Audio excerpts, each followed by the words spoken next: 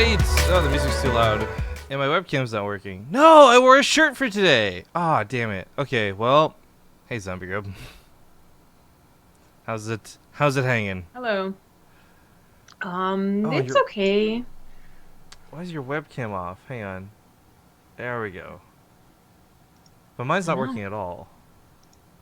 Camera's not available. Click here to see if the disconnected user and use another application. Alright, I need to apparently fiddle with plugging this in and unplugging it a couple times. Do you want to talk about how fucking amazing the brackets are today, though? Yeah, okay. Welcome, guys, to the Corsair Cup. Today we actually have a ton of really good signups. So our admin actually tried her best to seed, but I actually there's actually no avoiding really good matches in round two. So for instance, Nirchio versus Euthermal is a round two match. And I was looking around to see where else it could be changed, and I'm like, maybe one over here or one over there. But I mean, we have Scarlet, a Laser, Alive, Hearthstone, Euthermal Nurtio, Snoop, of course, TLO, like yeah, the TL Team bootcamp Liquid guys. Yeah. Everyone signed up today. I don't know. I guess there's Hearthstone and Alive playing around too. weakness. Yeah, this is like one of the most. This is gotta be like one of the most stacked Corsair Cups of all time. And that's a Yeah. good thing. That's I'm stoked for that. So that means we're gonna have just good games. Now, this first round is all best of ones. So if we can't get into a game right away, round two will be pretty quick. I do think Lillekanin and PappiJoe would be a good starter match, though, to be honest, as they have a pretty decently matched Okay. against one another.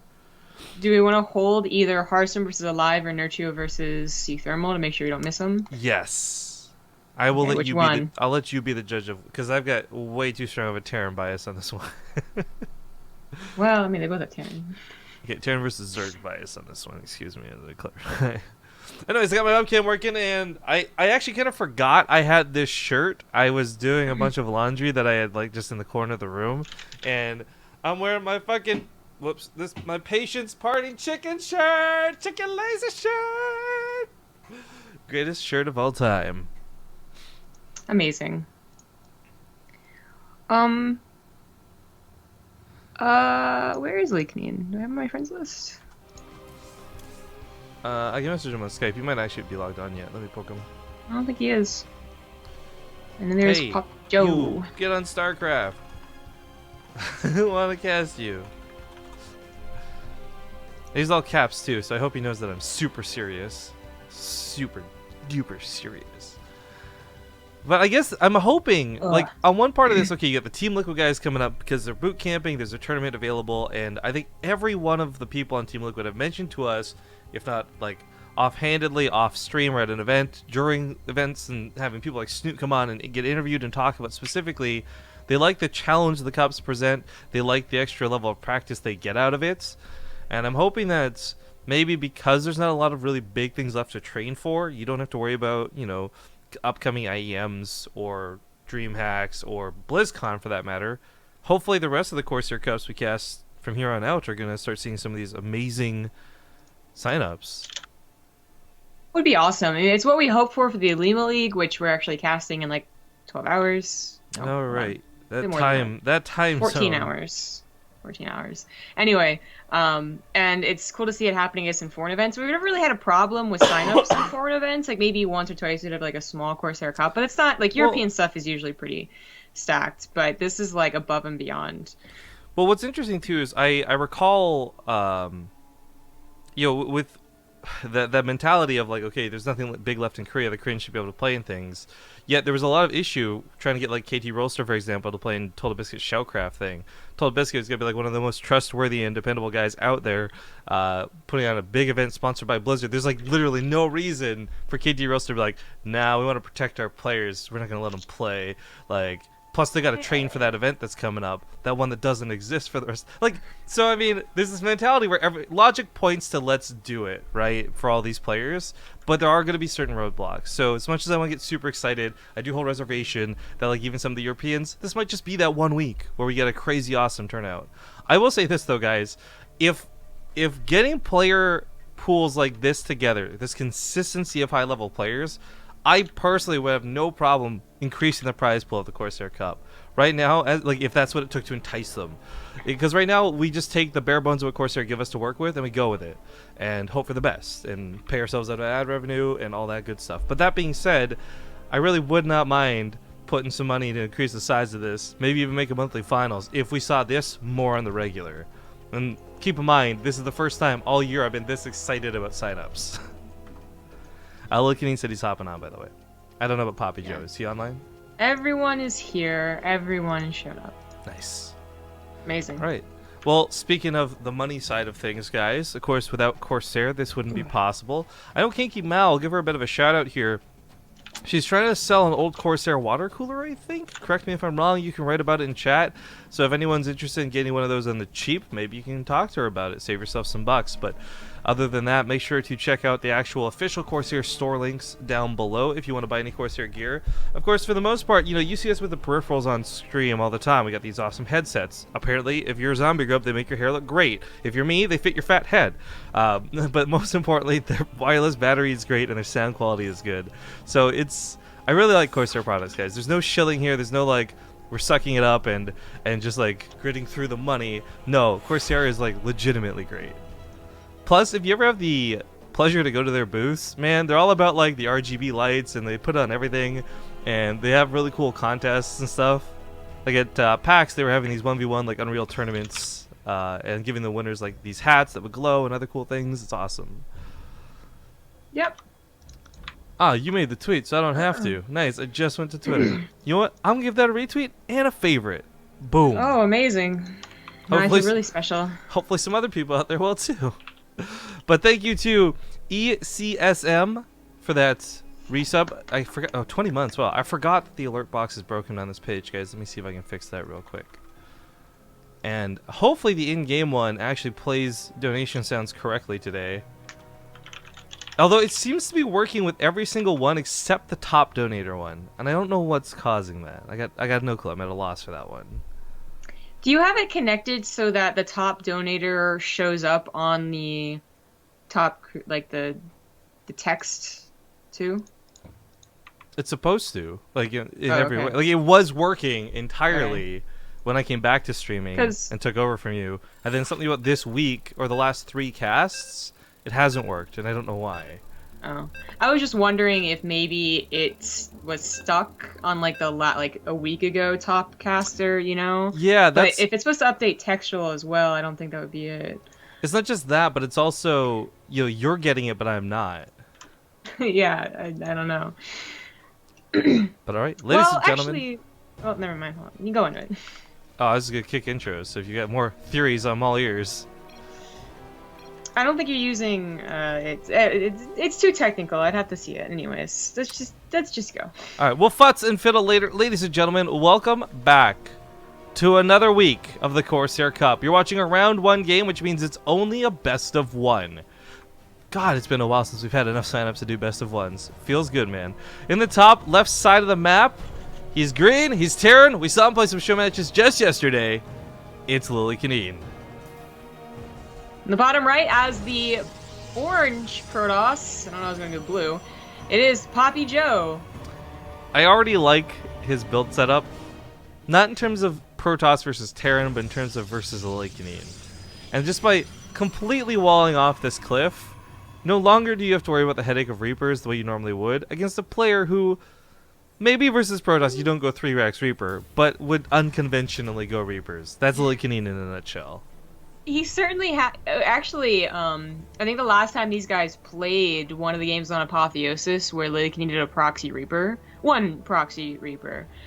Barracks anyways, they went like 3 Reapers. Point is, it actually ended up killing like 10 probes or something extreme, like way more than a single proxy barracks was supposed to. Yeah, you're supposed to kill like 4 most. Yeah, 4 most I would say as well. And I can definitely, I think Lillekanin's done that same proxy on this map on that right side. Now he still might proxy something, but it's not going to be the barracks. Oh, it's a factory even too. He actually might be doing, and this would be really cool too, because I just did like a dodo tutorial on it. What we saw from Gumiho in that one Alima League, do you remember, versus Neeb?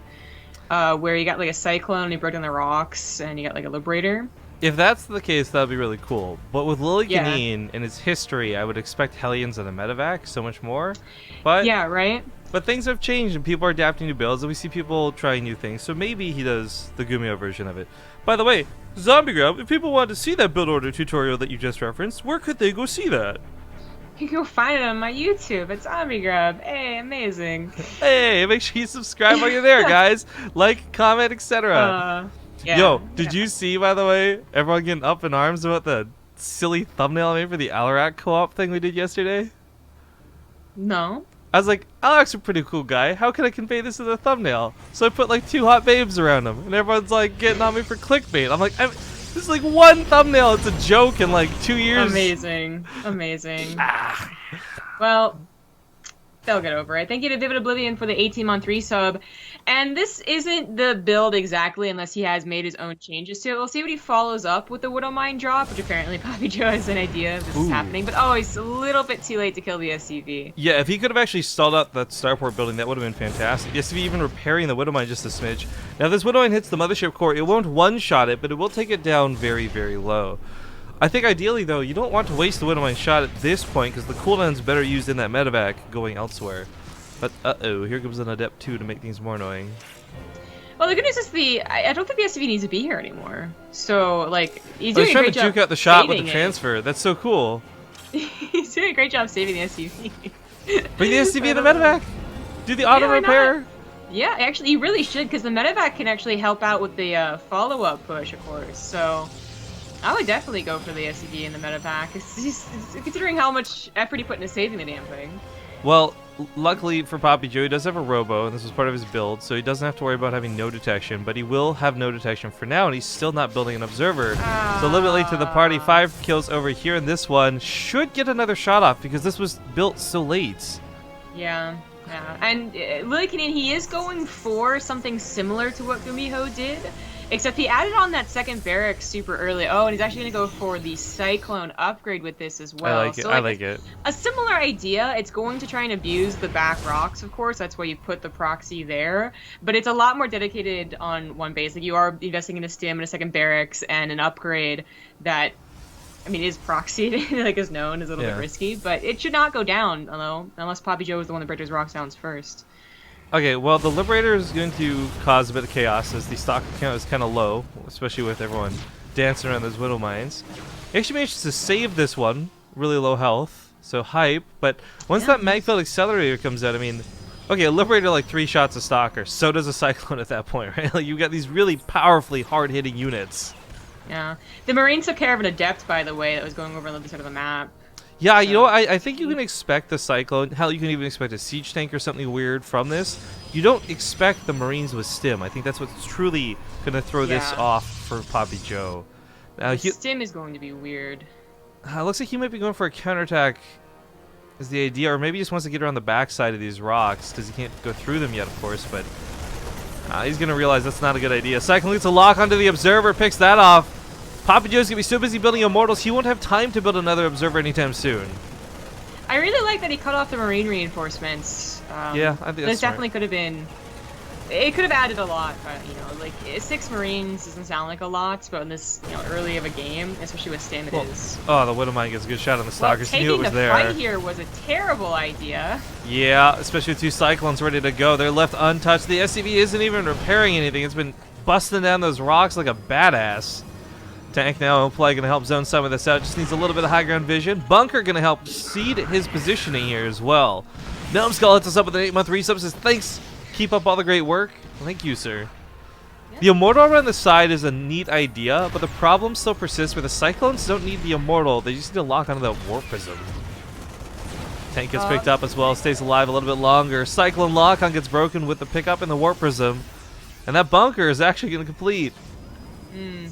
Extra difficult to break now.